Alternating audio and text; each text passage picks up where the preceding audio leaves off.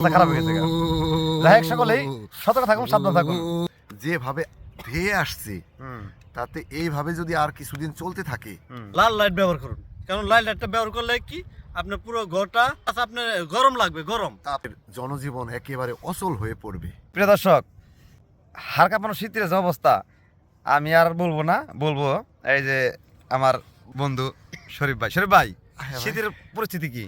শীত মনে হচ্ছে যেভাবে ধেয়ে আসছে তাতে এইভাবে যদি আর কিছুদিন চলতে থাকে, ভাই মানুষের জনজীবন একেবারে অচল হয়ে পড়বে।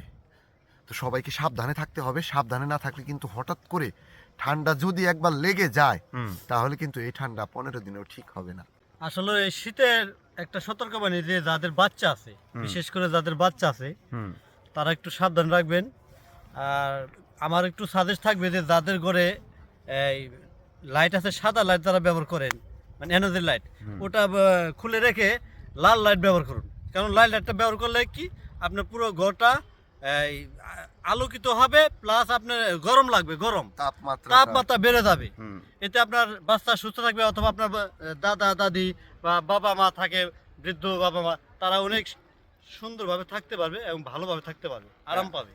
দুইজন কিন্তু জনপ্রিয় ক্রিয়েটার, তার মাঝে আমি অধম শাহিনশা। কথা কিন্তু দুজনে বলছে, একদম সত্য কথা বলছে। তো আগে এত শীত দেই নেই, তীব্র শীত, এত তীব্র শীত, সত্যি কথা। যে হাত দেখতে পাচ্ছেন, হাত কিন্তু শীতের অবস্থা খারাপ হয়ে গেছে। যাই হোক, সকলেই সতর্ক থাকুন, সাবধান থাকুন। ঠান্ডা। আল্লাহ হাফেজ।